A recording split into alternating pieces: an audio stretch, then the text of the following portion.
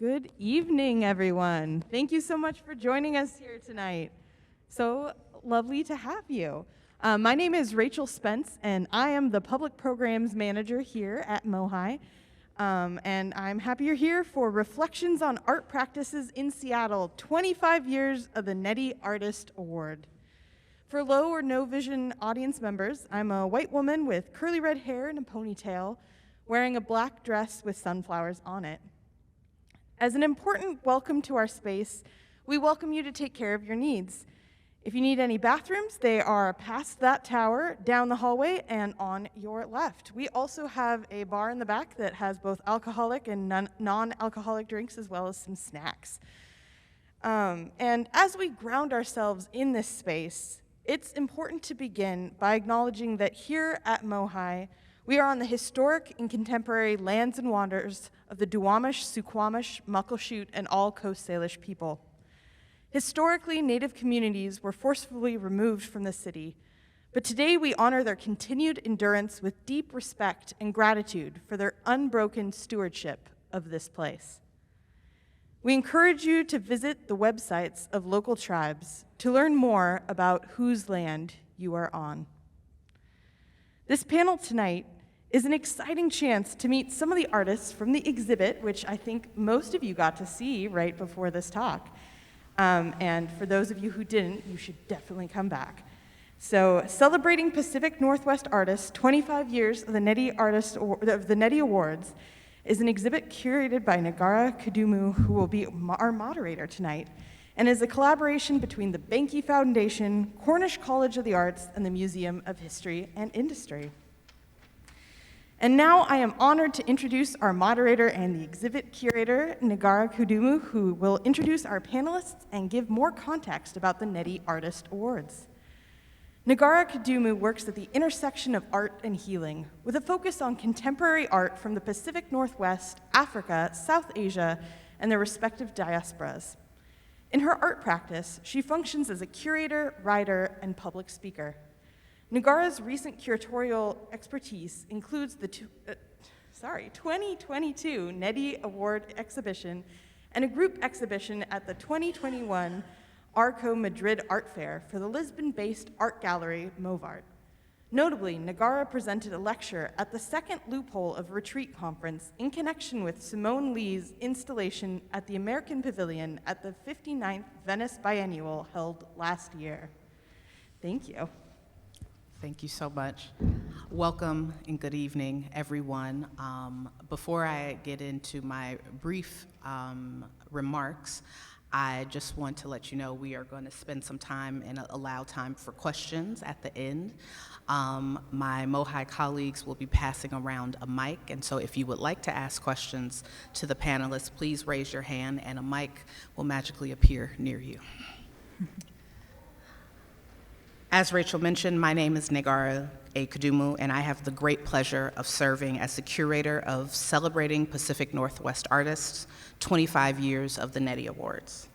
I want to acknowledge and thank the Behnke family for their generous giving these past 25 years, Michelle McBride for her leadership and astute counsel throughout this process, Raymond Timas, the president of Cornish College of the Arts, also for his leadership support, of course, the artists whose works you have seen in the gallery this evening, and last but not least, my colleague Sonoy Stevenson Engeland for her high-level expertise as arts administrator and exhibition manager during this exhibition. Additionally, I want to make a special mention of two Neddy Award recipients who have recently passed on, Michael Spafford and Akio Takamori.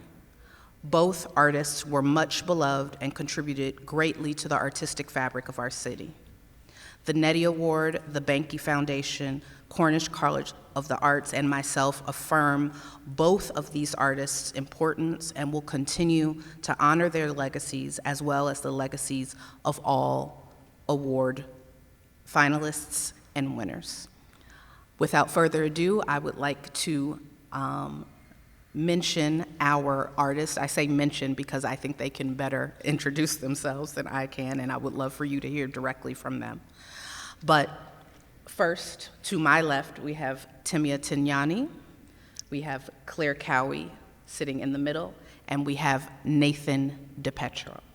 So we are going to go ahead and get started, and I would ask that Timea, if you could get started, and I will maneuver our PowerPoint. Great, thank you, Negarra, and thank you everybody for being here. I'm Timea Tihanyi.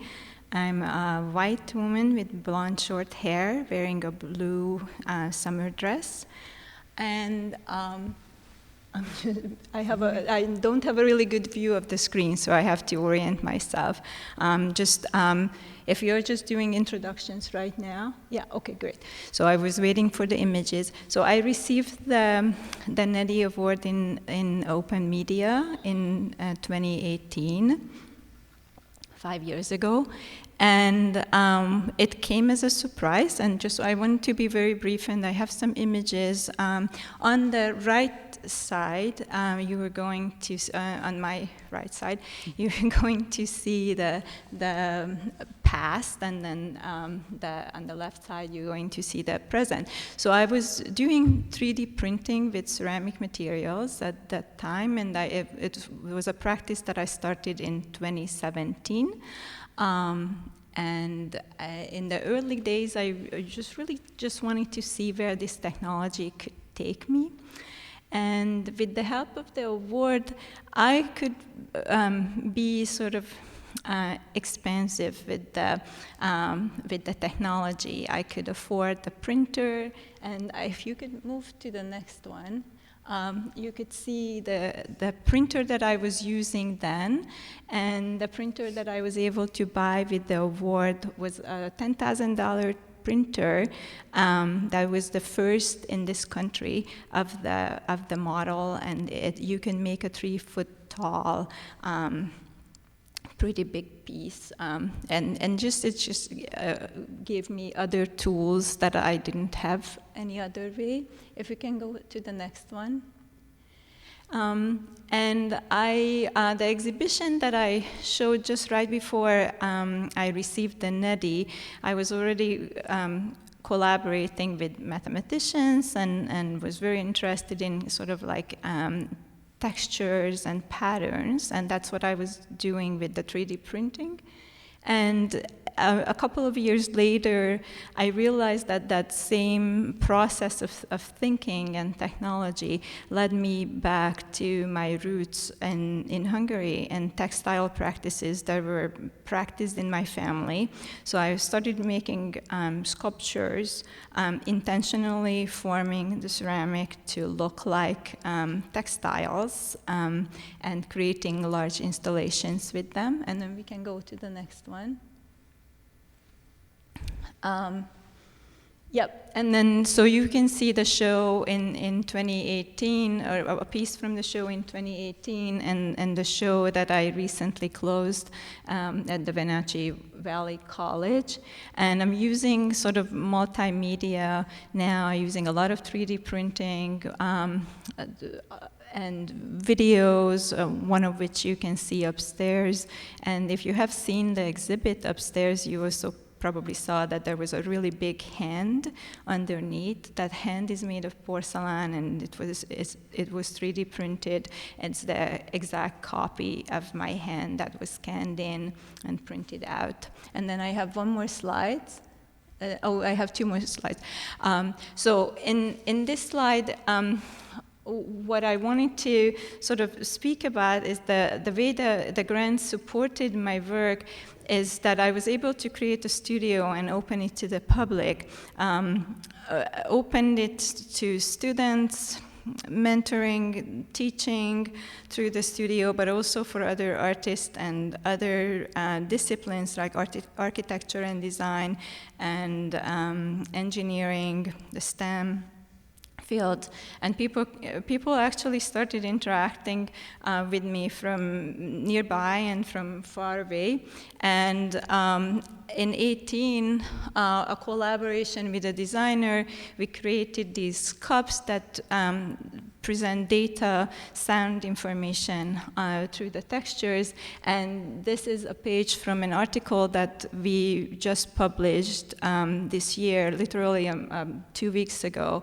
And it's another collaboration. This time it's been a 2-year project, and it's a sensory device that picks up vibrations in the home and then manifests them on the surface of the piece. And then I have one more slide. And this shows the studio and what's going on in the studio. And though the award was given for my sort of artistic work, I really considered the studio as part of that artistic work, creating a community, creating mentorship around the technology, and exploring possibilities with that. So it was just beginning in 2018, and now it's going kind of at full force. Lovely. Thank you, Timea. Okay, thank you for coming. My name is Claire Cowie, and I use she, her pronouns. And I got this award in 2004, and so I was realizing, and I'm grateful to MOHAI and the Neddy and Negarra for the efforts to put together these shows that talk about the anniversaries, because it is pretty interesting to kind of reflect, and I know that's the whole point, but in saying that, realize I'm also now a middle-aged white lady, bangs, braids, wearing glasses, and also wearing a dress. I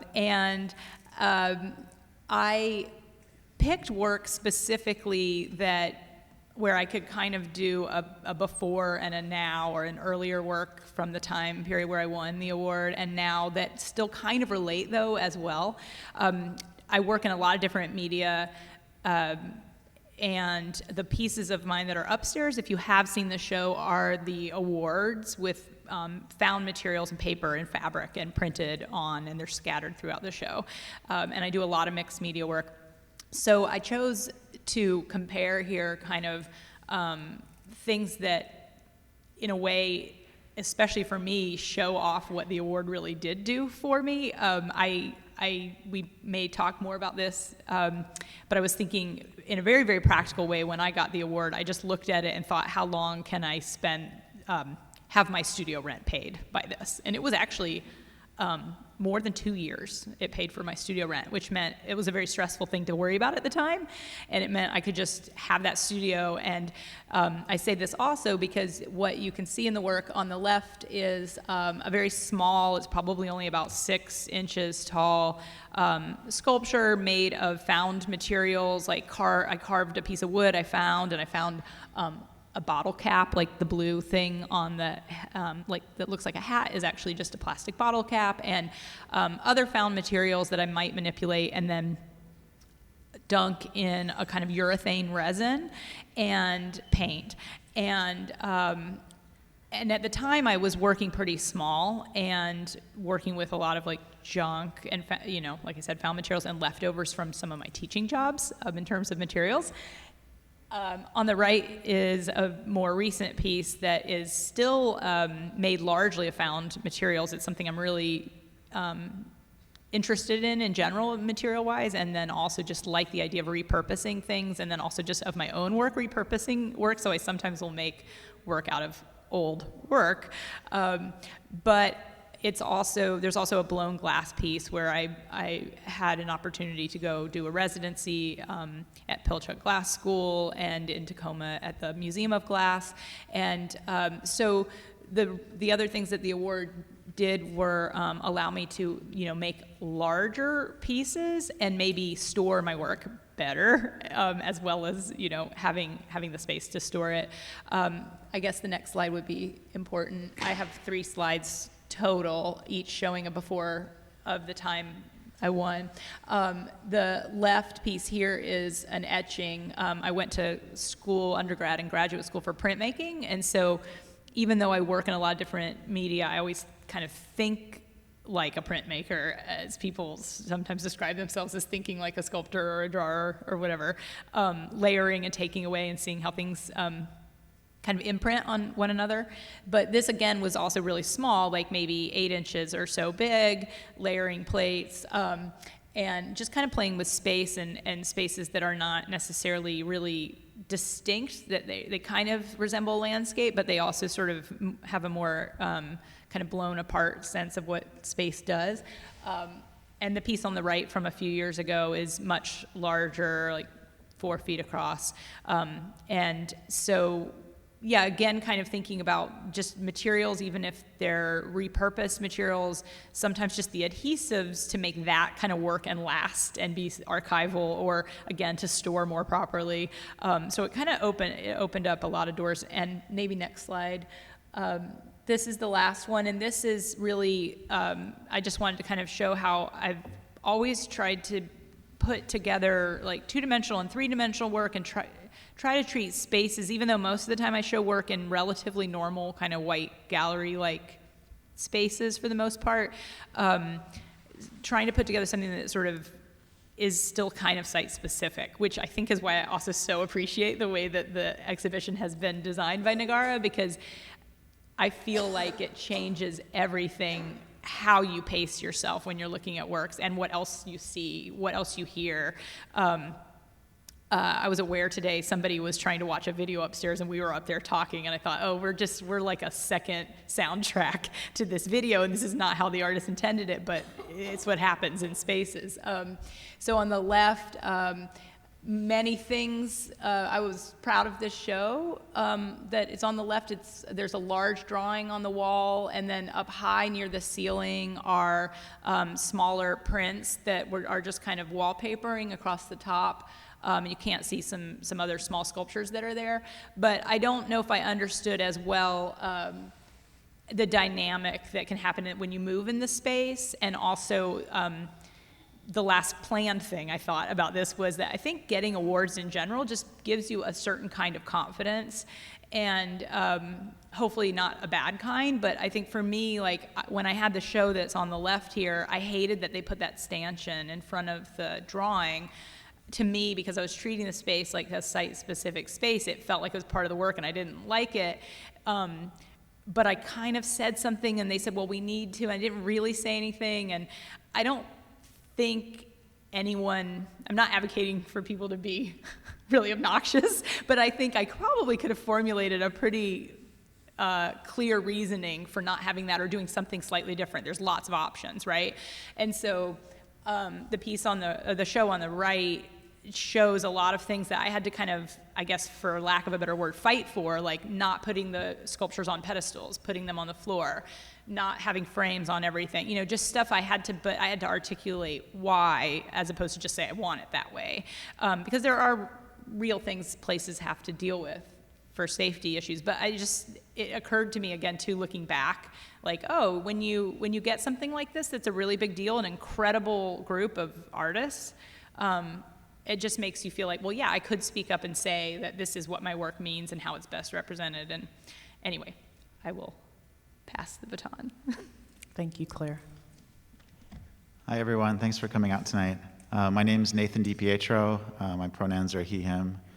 I'm a tall white male with a floral sun shirt and UGG house slippers on, blue. Staying comfortable. I was just wanted to look through some older work here from when I won the award in 2016, just to give you an idea of where I was at the time. I still am represented by Woodside Brasseth Gallery, so I was in a commercial space, and I was making egg tempera painting, which I had been doing since my BFA, so 2003. So I had a lot of experience making paint, doing all this very traditional stuff, some drawing, but mostly painting. And at the time of the award, I was experimenting a lot more with what was happening before the painting actually began. So and a lot of it was just me not really wanting to figure out shadows and light, and just some of that, and wanting to play with models and get it all right, So this piece here I thought was a good example. It's actually a paper craft model that I built and then lit and then projected that a photograph of it onto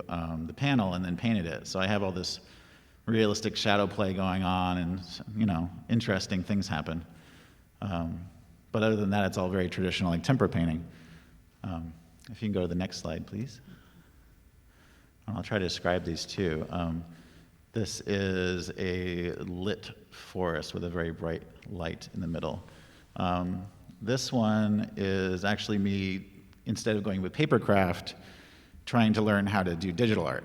So this is me working with Blender, which is a 3D modeling program that was free at the time.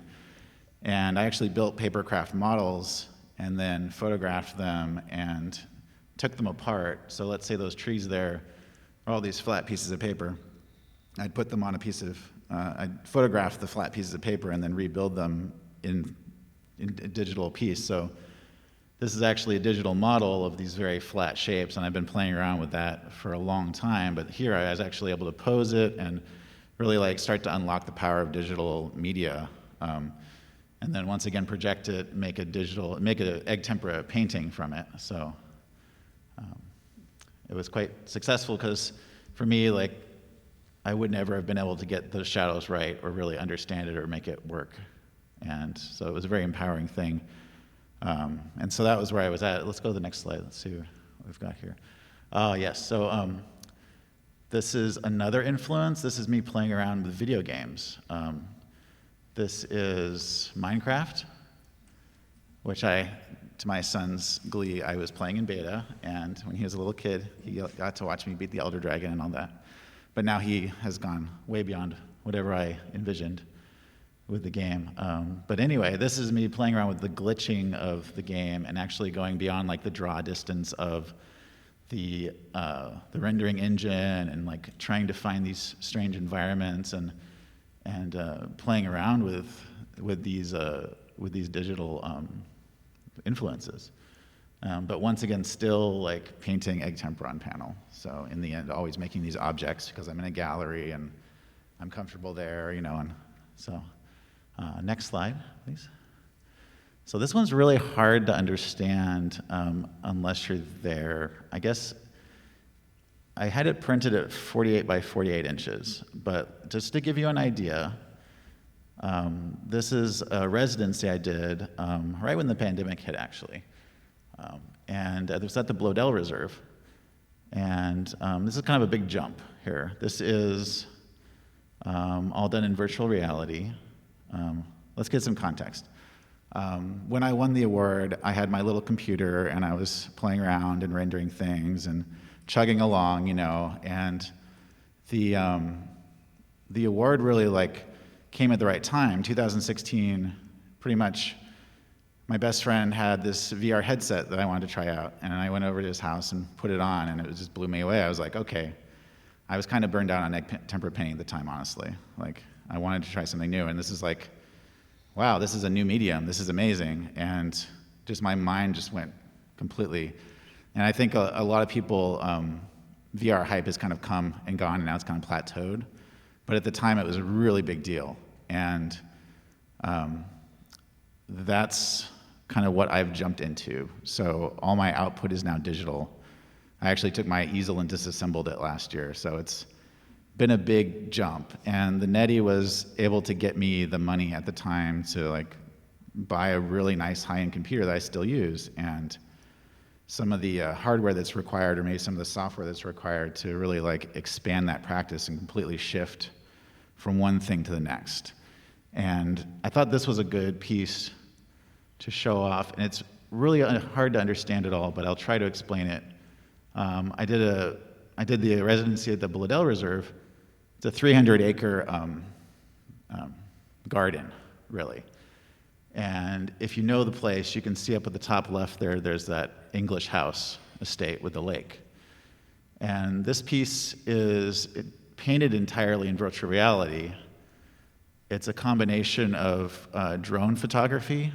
We had a friend come out and use his commercial drone to take shots of the Japanese garden, the English garden, the ponds. And then I was there, and I went through and took a lot of like shots on the trails, like literally photographs every couple feet, and then brought those into this virtual reality painting program that I have, and was able to translate and to build the entire thing, which was a very long process that was interrupted by the pandemic, and then I came back later and was actually able to see it for 2 seasons. But if you can imagine, this is, there's a mouse down by the pond there that you can't see, of course, but the scale of these, the power and scale of these programs is really hard to explain. But there's a little mouse down by that pond, and there's an eagle, there's a hawk that you can see there. And I paint every feather on that thing. And the expanse of this thing that's been rendered out, and it's kind of a fisheye lens piece, it's pretty incredible. So I really wanted to I'm kind of at the forefront of this stuff and trying to bring a painting background to this tech stuff and learn all these new things, and I wanted to push it as far as I could, and I think this piece was a good example of that. So I hope you can see it in person someday, but I think it's good stuff. Anyway, let's go to the next slide. There we go. So. Thank you so much, Nathan. I have just a few questions that I think will help just spur our discussion. I wanted to ask you all to just sort of look backward for a bit to the point at which you won the Neddy, and think about the ways in which your own practice has changed, which you all have detailed here, but also sort of within the context of how the Seattle art scene has changed since then. And what have you noticed? What do you think have been important shifts in our community? How have those impacted your practice? And if you could share some insights around that.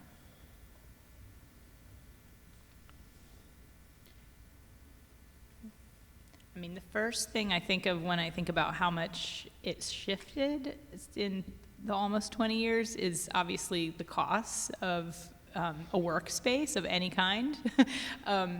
And the space that I was in at the time, even though we had a crazy good deal through a GSA space where they kind of had restrictions where they actually couldn't make money off of they could only charge what it was going to kind of cost overhead. So we paid 29 cents a square foot. And I don't know if anybody's renting space for anything right now of any kind, but I remember the next jump after that was like artist spaces that you could get, like a kind of rough warehouse would be like $1 a square foot. And I don't even know what it is anymore because I don't think I could afford to rent here now. I just am working in a studio space that's like at my home. But I just think for young people, and I'd love for something more optimistic for somebody to say, but I know all of us at different times have taught different things, but when I have students of mine who are getting out of like college or high school, I just hope Seattle can figure out a way to keep really great young artists here working with spaces. People are pretty innovative, but I was stressed out about the 29 cents a square foot at the time, as I mentioned, so I don't know. That's the biggest thing, really. I know I have some thoughts, but I want to let other people talk about what kind of art is happening, though. I think there's a lot of, I'll just put out the thing of, I think there is a broader range of really interesting things actually happening, but those two bookends are difficult to kind of deal with. Yes, I want to say that, and this is Timea, I want to go back to not so much the time when I received the award, that was 5 years ago, but when Claire received the award, which was the year when I came out of grad school, so 20 years ago, and I'm middle-aged, and when I received the award, I was in my late 40s, so I couldn't call myself a young artist anymore.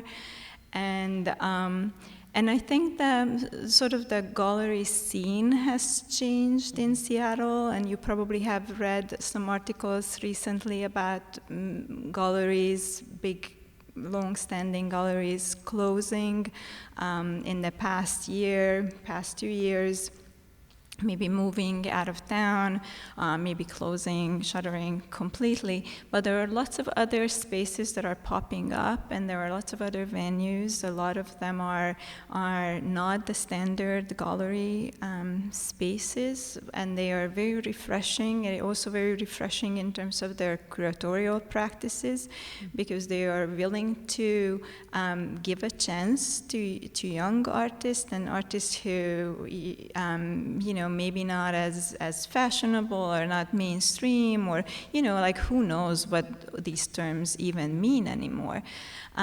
But to make it kind of like my historic part here, and when I came out of grad school, I remember very vividly, we talked in grad school, a couple of the gallerists at the time, and they were like, oh, we're not going to take anybody on. We already have our people. We're not going to take anybody on. So when we came out, it was really not very many places where you could show.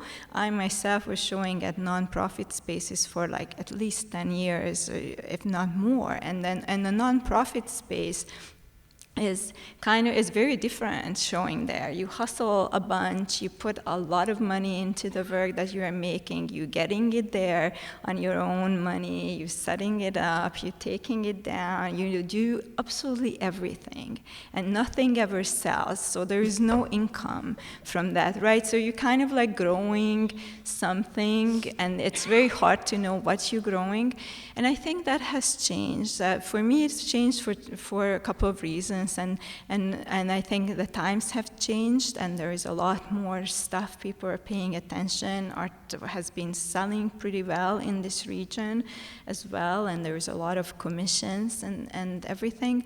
But also, I think the award, which is extremely unique in the Seattle art landscape, because it comes without any strings, and it's extremely unique. Other types of grants might want you to have a project proposal. They might want you to have receipts. They might not give you the money until you've completed the project. And it's not realistic to how artists work. I myself really, I have an idea, I have zillions of ideas, I really want to do them, I make them into a proposal, I might get the grant, and then I might start working on something else, right, because of other reasons. And I think this is clearly a great honor, a huge distinction, but it's also something where somebody just has this belief in you, like, a group of people would just have this belief in you and say, like, here, do something. And that's just unbelievably great. Mm-hmm.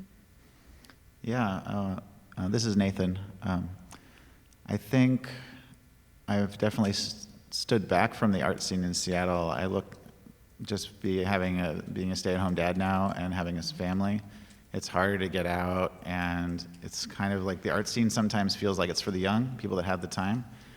And I'm always amazed at what I see out there. There's so much youth and energy, so it's really nice to see that. And I'd say, in like reference to the studio space question that Claire put out, it's like I was raising a son, like 2016, I think he was 5 or 6, and I was a single parent, half-time. And I never rented studio space. It was always in my living room, like, or something. Like the bedroom was his, and I had like a little office in there, but then the living room was always my studio. So you have to be innovative with your space and be efficient. And it's always been like that. And gosh, what else would I say? I mean, I think it's kind of strange being like represented for a decade at a gallery, but the money's never there, and especially making the jump from physical objects to digital, it's like it's not there. And part of me really wants that, of being able to support my family financially as an artist, but that's kind of a pipe dream in Seattle, I think. But I also think it's really powerful to be able to make whatever the hell I want and not be worried about what people are going to think, because man, that is the hardest thing. When you sell a piece for a couple $1,000s and you get a check, you're like, okay, I'm going to make another one of those. And right, it is like you have a freedom when you don't have that financial need to sell work as an artist. And I think just, you can look at me as like, hey, I'm represented, and great. They don't know what to do with me, especially with digital art. And, but it's not like I'm made. Like I thought that was my goal, was like to get there, right? Like 'cause there's no spots, and I was like, wow, this is insane. Why are they calling me to do this? And, but it's not the end all in Seattle. So I think with the digital art too, I've been able to actually like look out of Seattle, and it's very easy to get things out there. Shipping an entire show of paintings, or artwork is incredibly expensive, but digital art's really given me a lot of flexibility and opportunity to collaborate with people internationally. And it's kind of this small community of people that are doing VR art or digital art in the specific ways that I like to do it. And you meet them and you find them, and you might never meet them in person, but you see their work and you share it, and it's very rewarding. There's someone in the audience, Genevieve here, that we've worked together for years, and we work with a group of Chilean scientists and artists doing work with oceanography stuff, and we're going to be doing more of it this year, and that stuff's super rewarding. So I'd say, build a community in Seattle, but also look outwards and try to, in this day and age, it's easy to do that. So.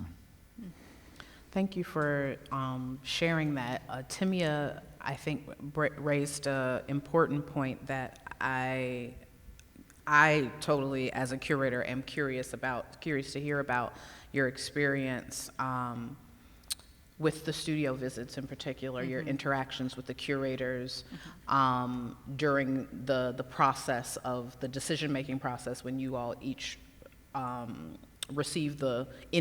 eventually received the award.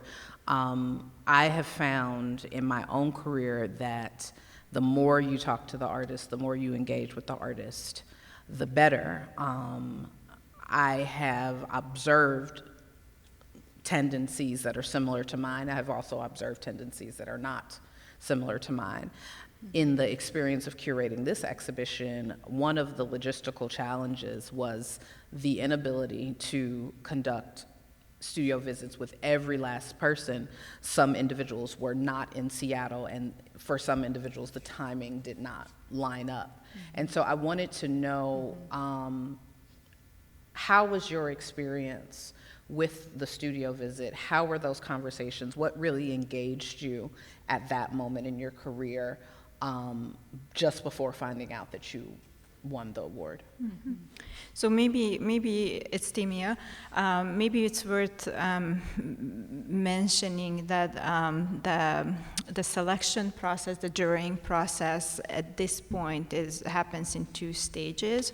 It's right now the award is application based, and there is a jury of art professionals, including artists, and they look at a couple of hundred applications and make a short list out of that, and then the short list gets dwindled down to the finalists, which is 4 in open medium and 4 in painting. And then there is an invitation to an outside curator, out-of-town curator, and this curator comes in and does the studio visits with the 4 finalists, and the curator is single-handedly choosing the winner.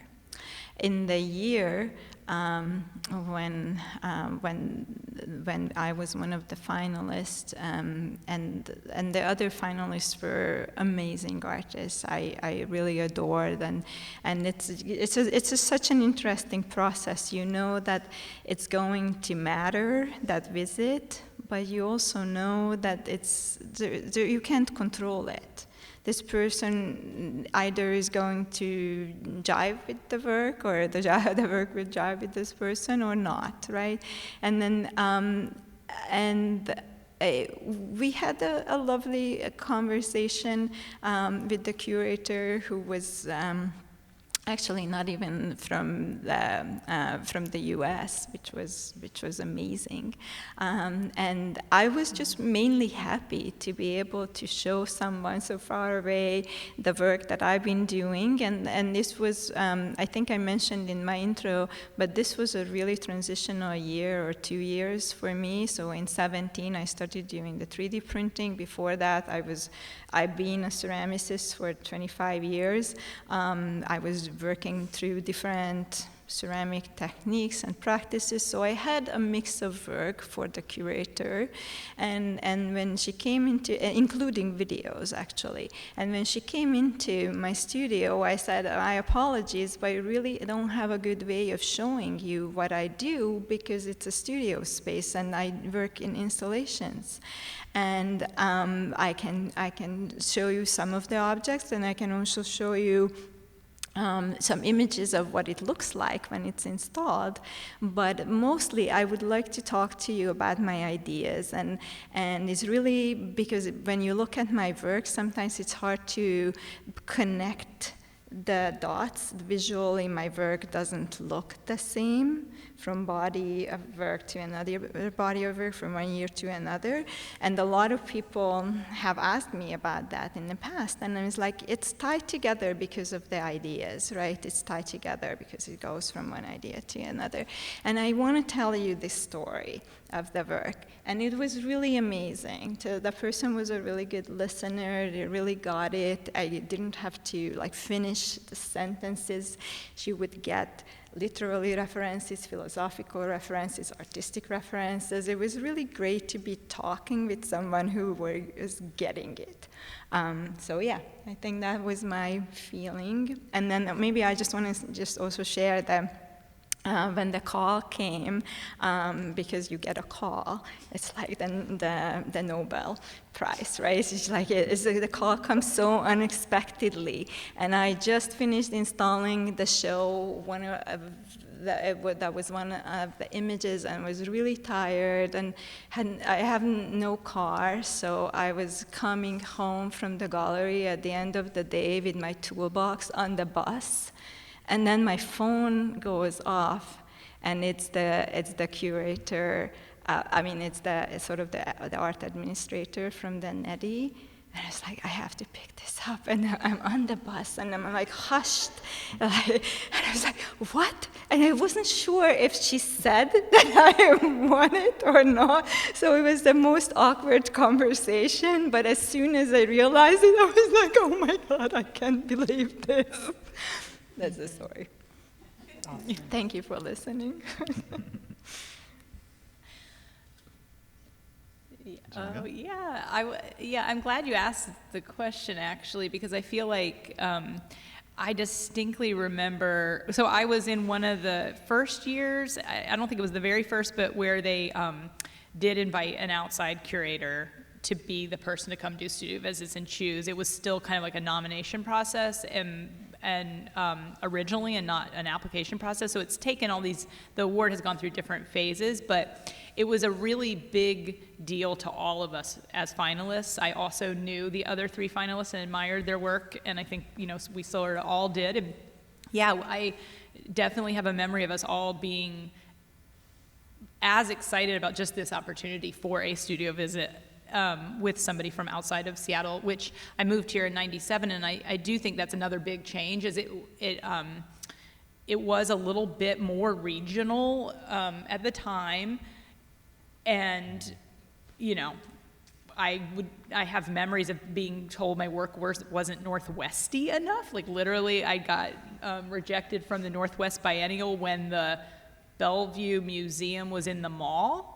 If anybody that connects with anyone, that was in like 97, 98, and the handwritten note at the bottom said, "We enjoyed your work, but it didn't feel very Northwest."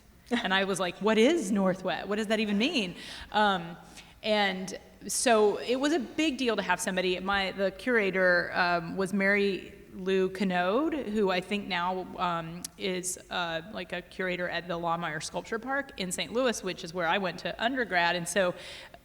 it makes me think of a lot of things. One, I totally agree with Timea, like, the most exciting part was just that it was a conversation about ideas. And she did a thing where I had put up like my biggest painting, you know, like my most impressive work, I thought, or whatever, and maybe like 2 other things, and kind of cleaned up my space. And she just like started digging through things, like opening flat file drawers and like opening boxes and being like, what's this over here underneath this thing that clearly you hid? Which of course at first felt terrible. And I was really nervous, but almost like very, very quickly, it was just that she was interested in, like, why did you make this? What are you going to do with that? Why did you throw this one away? And I'm thinking, like, I had a smaller version, less stressful, but visit with you as well. I do feel lucky that I was in town when you were doing visits, because I'm like kind of erratic, and I was like, well, I have this thing, and I have this huge thing, and I have this weird sculpture, and I've got this box of stuff, and you were just very able to kind of be like, well, here's some thoughts I have about how this could work, and it's like immediately more interesting for the artist to be having a conversation and have the work have a conversation, and the curator is the one who knows how it's going to have the conversation. And in the case of the visit, I did feel when it ended, I was like, yes, no matter what, like I didn't think I actually thought I was definitely not going to get it because she was very, and I admire this about her, she was very, like, she would say things like, I don't think you should have done that way.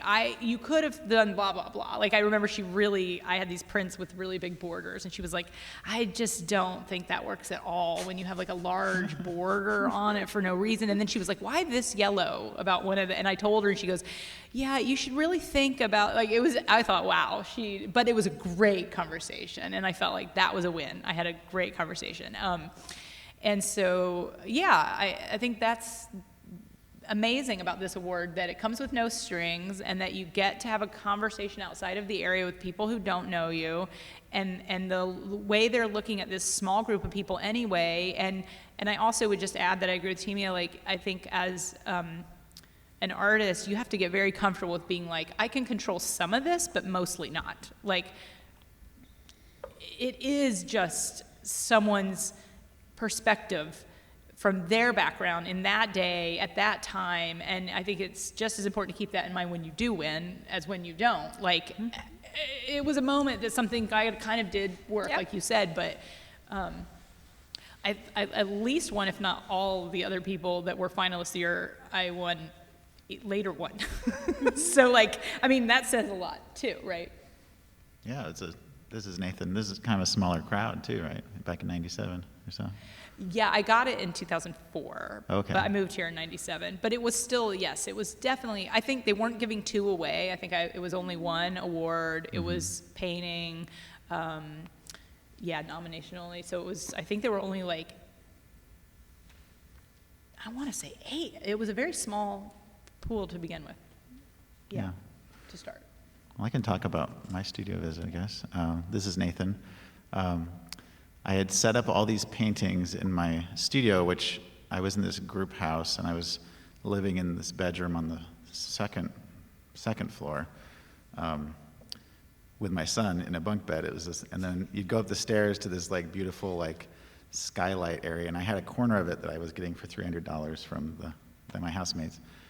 And so it was kind of a funny setup. But I set up, put paintings on all the walls.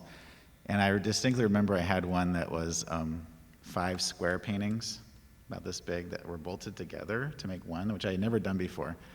And it kind of pushed me to, yeah, it's a really big deal, because like that's the attention is kind of like what drives me. Like when I get money, it's like I literally get the check and go, I don't know what to do with this. It's weird. Like my relationship with money is weird. I don't know. It doesn't, like when I won the $25,000, I was like, but can I have another studio visit with somebody? That's what I really want. So it's really important. Like, and I wanted to say with Negarra, for instance, as well, that studio visit really helped me to push my work. Like that piece was difficult. Like that's the biggest light box I've made, and it was a pain, and there was difficulty, but she was there to inspire me and to help me through some of the rough stuff with it, and it's good. But I had all these paintings up on the walls, and then I had this little computer that it was kind of chugging along, and I was really excited about the computer stuff. And I remember he kind of looked at the paintings, but then he just sat down and just talked to me, and it really, the focus was more on the digital stuff, because that's what I was really excited about at the time. And then in the morning, I woke up, and I heard this crash, and that big painting that I had bolted together had fallen off the wall, and one of the squares had like completely smashed off the side, and the other ones were damaged. So I took it apart and just gave them away to people. But there was no emotion there. It was just like, oh well. I guess that's symbolic. So, yeah. Thank you so much for sharing that. I think now I would like to open it up to questions from our audience, if there are any. If you would like to ask a question, please just raise your hand, and Rachel will show up to give you the mic and share any questions that you may have. I'm also, should you have any questions about the curatorial process, I'm happy to answer those, but please, thank you. So my name's Genevieve, and these three are some of my favorite artists in Seattle, so I'm so excited and thrilled for you all. My question is, when you get that kind of boost, I think, Timea, that you were talking about, it's like these people believe in me, there's this chunk that is completely unrestricted, what am I going to do with that? So there's this really interesting space between, when you get the check, as you're saying, Nathan, what you do with it next, but before the work starts, that really juicy space where you start to expand what's possible. So I just thought, if you all had just some stories or anecdotes about what happens in that juicy space when you decide you've been given permission to sort of really chase down some things that you didn't know you could. Thanks for that question, Jen. This is Timea. The funny thing about the award, when you are a finalist, you're also invited to this dinner of the other finalists with the Behnke family, and people talk about like what other winners have spent on, and there's always the example of you can travel, you can do this, you can do that. And I'm such a type A person. Like I always been, as a kid, I was saving chocolate bars in my drawers, and I would just take like tiny little bites, and I would calculate for how many days I would still have so like that. So a year before I won the award, I opened the studio, the Slip Rabbit studio, and I figured I'm gonna do this in a really professional way. I have a budget line for the studio, for all this programming, for the equipment. I'm gonna do all this kind of like investment into the studio. I'm gonna need these kinds of things. So I already had kind of like a wish list. And then when the money came, that's when the chocolate started, the chocolate thing started coming back, and I said like, okay, so I really want this big printer, so X amount of that money is going to go towards the printer, and the rest is going into the bank, because next year I'm gonna want to buy this other equipment, and then we'll need to have a new computer soon, and all these other things. So it actually was used up like that. So there's nothing really extravagant about how I did it. I tried to do it a little bit like as a business.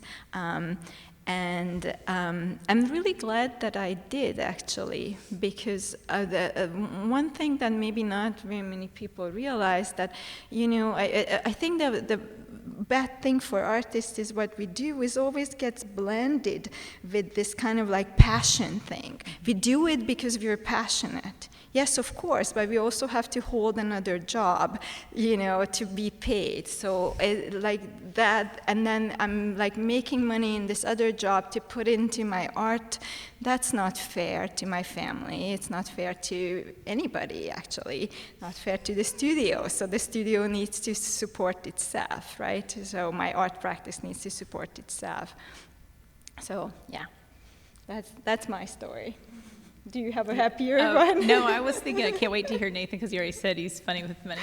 But mine's even more type A. No, I had a friend who maybe a year or so before I won a Pollock Krasner Award, and thought they were spending it very carefully on a lot of things that meant a lot to them, and basically spent all the money, and like 4 months later, realized that they were supposed to have given some to the IRS, and did not have it. It was like they did not have it, and they needed like $7,000 or something. I mean, it was something crazy. And so I just like digested that lesson at the time, and so the thing that ever happened to me next was winning this. And so I immediately did what they told me I should do, which was to go ahead and write a check to the IRS right away, actually, like before they ask for it. Predict, like guesstimate as best as you can the portion that they're going to require, and just mail it off, and they'll give you back if you mailed them too much. And that was advice, and I took it and I did that. So that sounds real boring, but not a juicy, wonderful creative area. But it was great because you immediately then, the money you have is the money you have, right? And so it's like, and also I think it was 10,000 the year I got it, maybe, which possibly was worth more than 25,000 today. I'm not sure, actually, when I think about the whole studio rent. But it, I mailed off, 30% or whatever it was, and then yeah, in a very strategic, businessy way, I already said this, but I basically just was like, what's the most stressful thing in my life right now is trying to pay my rent.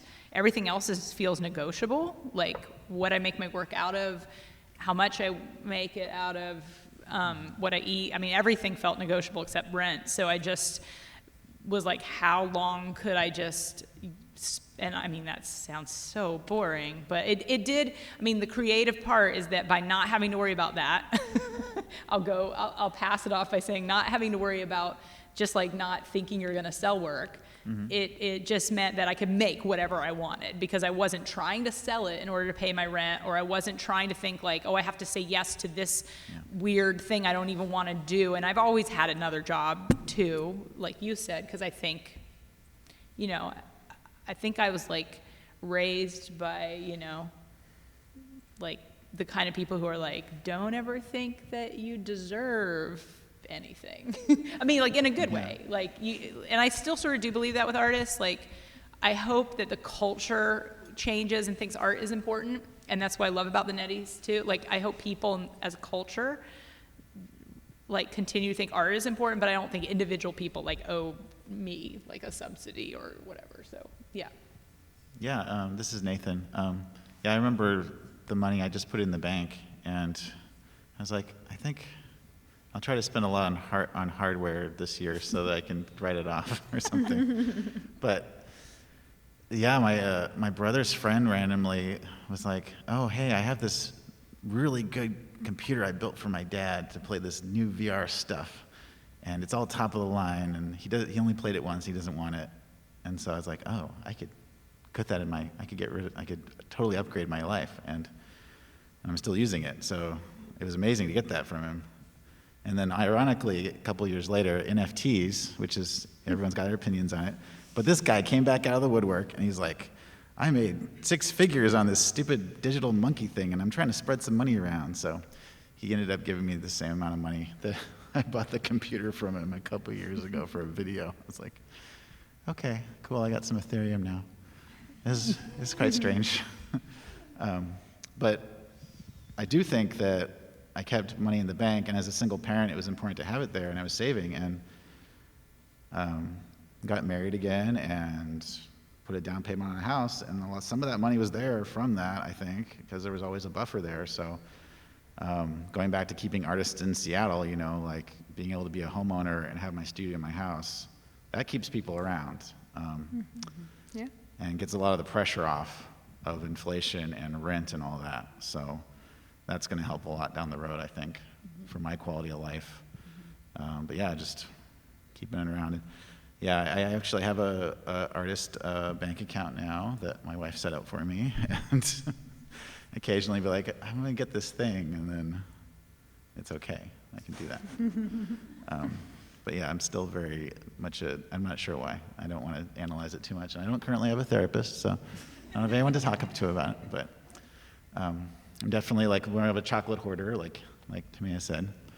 And I'll occasionally put something out there or try to build something. But yeah, it's an interesting thing. Like, and I think it's rare, like, for artists to have all of those qualities. Like, some artists are really good business people, or are really narcissistic and really want to put themselves out there constantly, or they're really there's all different types. And I can try to change a little bit, but I'm kind of like a squirrel ear of chocolate, and you know, and slowly build things and are curious, you know, and everyone's got their own thing, but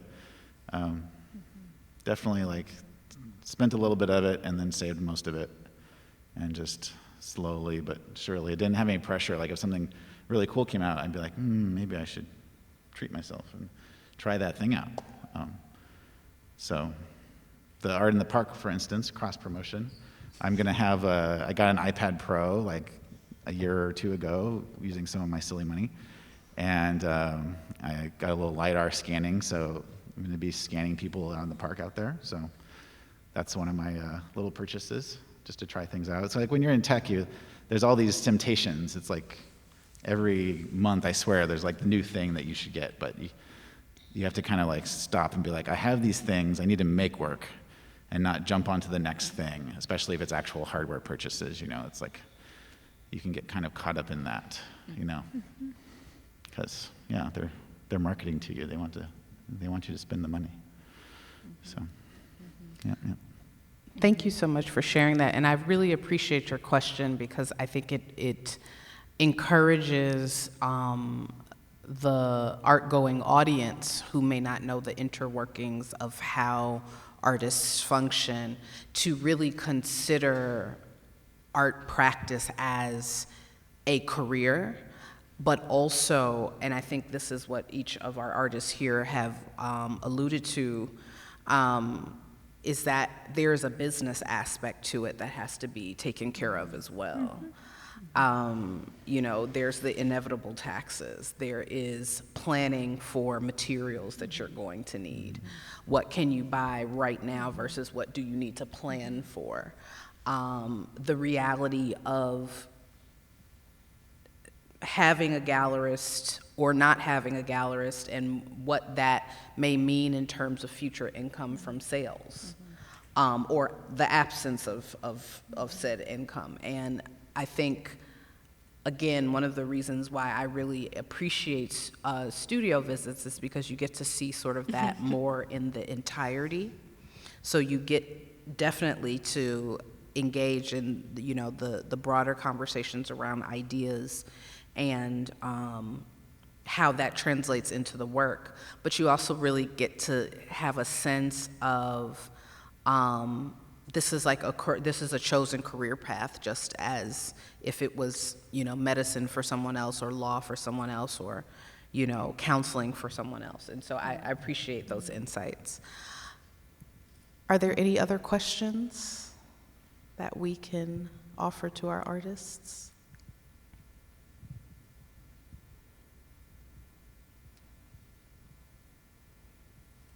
Anyone? If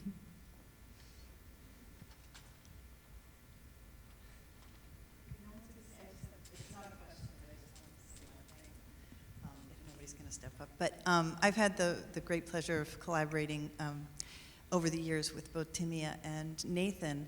And I was just going to say, and maybe someday, hopefully, I'll get to do that with Claire too. But both Timea and Nathan really represent a unique profile, I guess you'd say, as artists in this community for a number of reasons. But one of the things that both of them do that I've witnessed and experienced it firsthand is they're very collaborative. They create, they're doing very innovative work that is very pioneering and is moving into new territories. And oftentimes, when artists get the opportunity to show their work, the work gets shown, but the depth of the processes they're evolving don't necessarily have an avenue to get shared to broader audiences. So I think having the platform of the Neddy is just so important for artists to leverage that platform, not just to sort of get the work out and bought and visibility in that way, but it's just this amazing opportunity for Nathan, for example. Nathan is this amazing blend of kind of Beaux-Arts trained, kind of classically trained painters using egg tempera, spanning the spectrum all the way to rendering these immersive environments in 3D. And oftentimes he doesn't, he'd rather spend time in the studio working and making things. But the amount of people and curators and theorists that are getting a view at artists that are paving these new paths is really narrow. And for Timea to set up a whole independent studio and create a lot of access for the community. She has her open houses. She explains how everything works.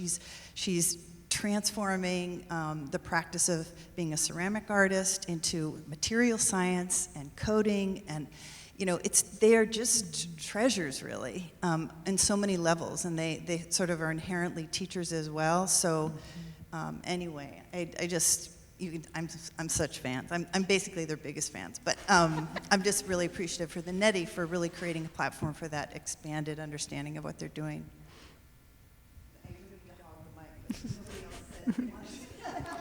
I didn't know she was going to be here tonight. So. No, thank you so much. That's such a wonderful comment and such a high note on which to bring our program, I think, to an end. I want to thank again our panelists, Timea Tihanyi, Claire Cowie, and Nathan DiPietro. I want to extend a very special thanks to the various teams at MOHAI that supported the production of the exhibition as well as the production of the programming. There will be additional programming throughout the summer. We have a community day happening in July, and we have artist-led tours of the exhibition happening through the end of the exhibition, which happens on September 5th. So please check MOHAI's website so that you can stay abreast of all that is going on.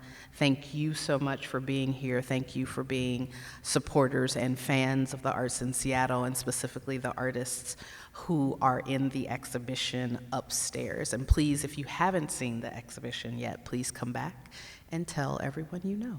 Thank you so much. Thank you, everybody. Thank you.